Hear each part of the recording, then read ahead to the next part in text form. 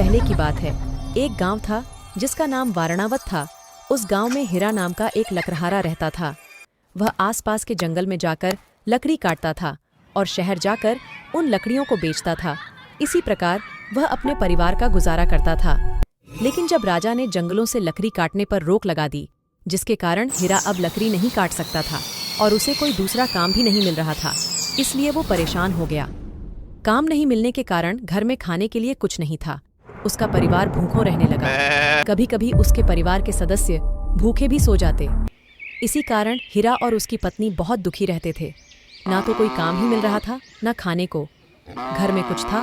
हीरा की पत्नी ने हीरा से कहा, सुनिए, इस प्रकार तो हम भूख से मर जाएंगे, इसलिए आप कोई दूसरा काम ढूंढ लो। मैं भी कुछ काम करना चाहता हूँ, लेकिन यहाँ हमारे गांव में कोई काम ऐसा नहीं है जिसे मैं कर सकूं और हमें पेट भर खाना मिल सके। मैं खुद काम तलाश करके थक गया हूँ। क्यों ना तुम शहर जाकर कोई काम करो, जिसके बदले में धन मिलेगा और घर में पेट भर खाना होगा। हीरा ने अपनी पत्नी की बात मान ली। अब वह शहर जाने के लिए तैयार हो गया। फिर अगले दिन हीरा की पत्नी ने 7 रोटियां नमक मिर्च लगाकर बनाकर हीरा को दी और कहा, ये 7 रोटियां हैं जो 7 दिनों के लिए बनाई हैं। तुम 1 रोटी रोज खाना, तुम्हें शहर पहुंचने में 3 दिन लग जाएंगे और बाकी 4 दिन में तुम्हें अवश्य ही काम मिल जाएगा। तुम वहाँ खूब मेहनत से काम करना और पैसे कमाना में तुम्हारी गैरहाजिरी में घर का पूरा ध्यान रखूंगी। मैं खूब मेहनत करूंगा और खूब सारा पैसा कमाऊंगा। यह कहकर हीरा शहर की तरफ काम की तलाश में चल पड़ा। शहर जाने के लिए जंगल से होकर गुजरना पड़ता था। वह जंगल बहुत घना था। हीरा को जंगल पार करते करते शाम हो गई और वह काफी थक चुका था, इसलिए एक बड़े पेड़ के नीचे बैठ गया। हीरा को बहुत भूख लगी थी।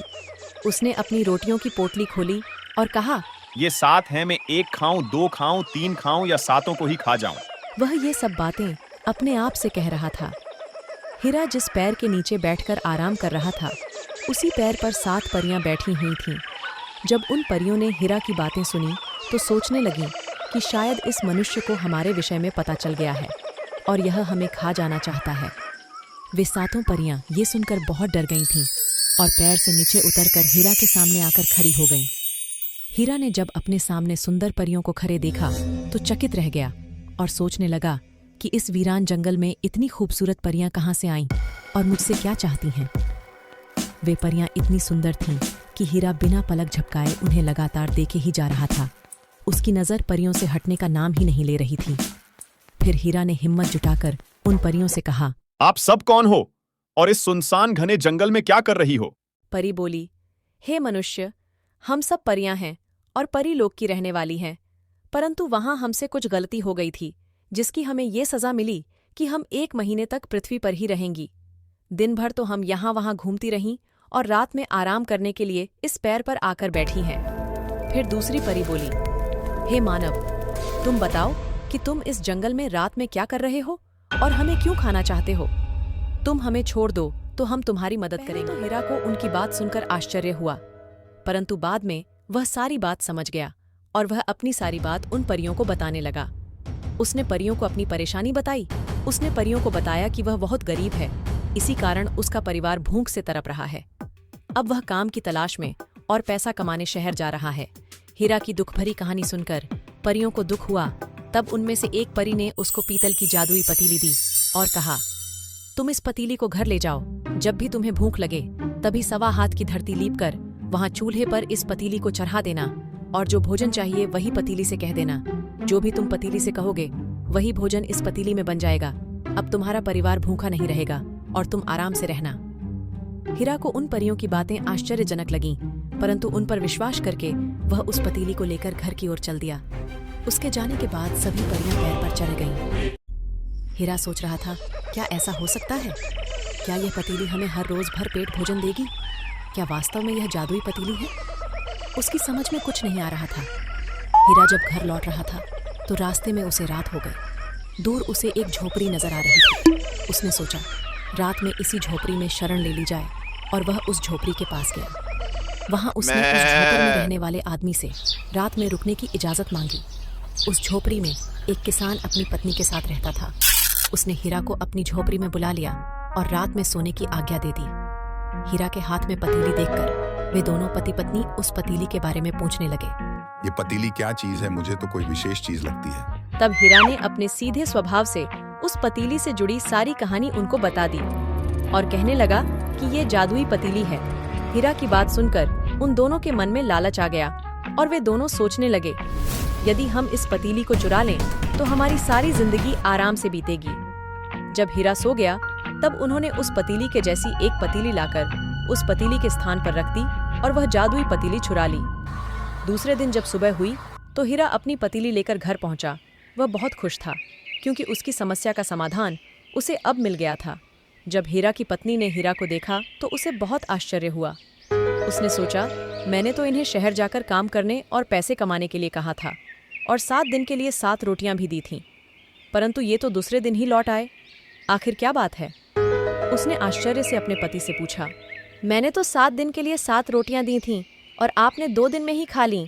हीरा ने अपनी पत्नी को शांत करते हुए परियों से मिलने वाली उस पतीली के बारे में बताया। उसने अपनी पत्नी से कहा, तुम 1.25 हाथ धरती लीपकर चूल्हे पर इस पतीली को पानी से भरकर चढ़ा दो। उसकी पत्नी ने ऐसा ही किया और पूरा परिवार चूल्हे के पास बैठ गया।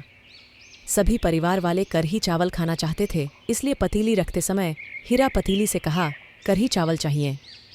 बहुत देर तक पतीली में पानी उबलता रहा।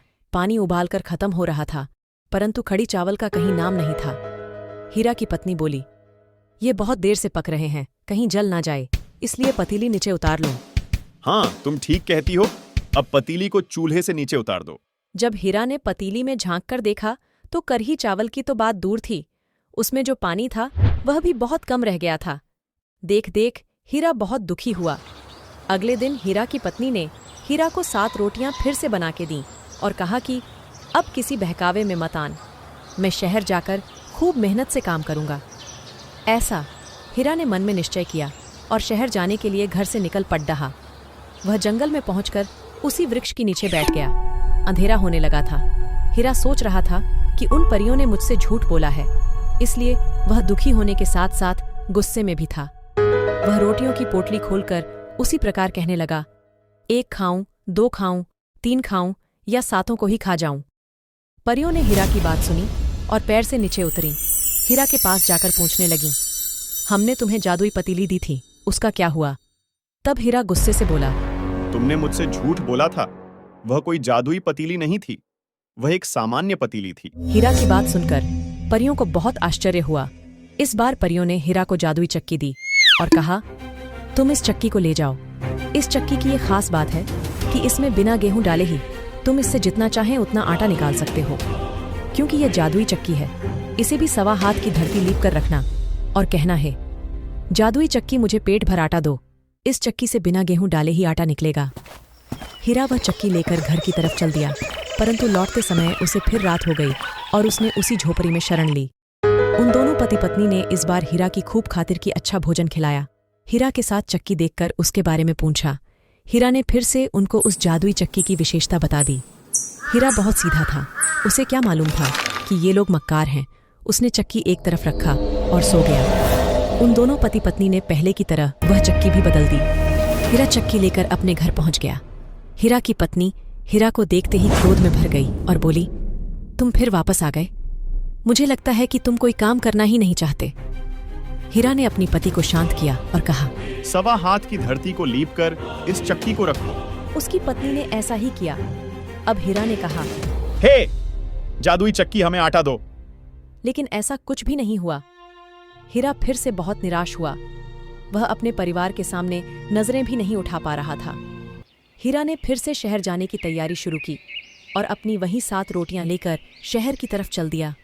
शाम होते होते वह उसी जंगल में उसी पैर के नीचे आकर बैठ गया और गुस्से में वही बात दोहराई, जिसे सुनकर परियां उस पैर से नीचे उतर आईं और हीरा से कहने लगीं, तुम वापस क्यों आए हो? अब क्या हुआ? तुम बार बार हमें क्यों परेशान करते हो? हीरा बोला, तुमने मुझे दूसरी बार धोखा दिया है। परियां कहने लगीं, हमने तुम्हारे साथ कोई धोखा नहीं किया, वह वास्तव में एक जादुई चक्की थी। हमने तुम्हें सभी चीज़ें जादू वाली दी हैं, उनमें जादुई शक्तियां हैं। हमें लगता है कि तुम्हारे साथ कोई और छल कर रहा है। उनमें से एक परी बोली, हमें एक बात बताओ, क्या तुम अपने घर जाते समय कहीं रुकते हो या सीधे अपने घर जाते हो? हमें पूरी बात विस्तार से बताओ। हीरा बोला। नहीं, मैं सीधा घर नहीं जाता। रास्ते में एक झोपड़ी में रुकता हूँ। उस झोपड़ी में एक किसान पति पत्नी रहते हैं। मैं वहां रात गुजारने के लिए रुक जाता हूँ। अब परियां समझ गईं कि वे दोनों पति पत्नी ही हीरा को धोखा दे रहे हैं। उन्होंने हीरा से कहा, हे मनुष्य, वह दोनों बहुत लालची इंसान हैं। वे दोनों ही तुम्हें धोखा दे रहे हैं। अब हम तुम्हें एक जादुई रस्सी और जादुई डंडा दे रहे हैं। तुम उस झोपड़ी में जाकर कहना, हे डंडे और रस्सी, तुम उस पर बरसो जिसने मेरा सामान चुराया था।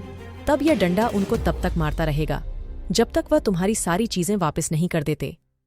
अब हीरा वह रस्सी और डंडा लेकर घर की तरफ वापस लौटा और रास्ते में उसी झोपड़ी में पहुंचा जहां वह हर बार रुकता था। हीरा को देखकर वे दोनों बहुत खुश हुए। उन्होंने हीरा से पूछा, इस बार क्या लाए हो? क्या इस डंडे और रस्सी में भी जादू है? तब हीरा बोला, नहीं, ऐसा नहीं है, और सो गया। सुबह होने पर वह अपने घर जाने को तैयार हुआ। वे दोनों भी उसके पास खड़े थे। तब उसने रस्सी और डंडे से कहा, हे जादुई रस्सी और डंडे, जिसने मेरी चीजें चुराई है, तुम उनकी जमकर पिटाई करो। हीरा के इतना कहते ही रस्सी ने दोनों को बांध दिया हाय और मर डंडे गया। ने पीटना शुरू अरे किया। बचाओ, जब डंडे बचाओ। ने उन्हें अब पीट बस पीट करो, कर बस अधमरा करो। कर दिया, मर गया रे। तब उन्होंने अपना जुर्म कबूल कर लिया और हीरा से कहा, मुझे माफ कर दीजिए। कृपया करके यह लीजिए अपना सारा जादुई सामान। और वह सारा सामान लेकर घर पहुंचा और उन सब जादुई चीजों का चमत्कार अपनी पत्नी को दिखाया। अब वह बहुत धनवान हो गए और अब उसकी पत्नी और बच्चे बहुत खुश थे। वह सब सुख चैन से अपना जीवन बिताने लगे।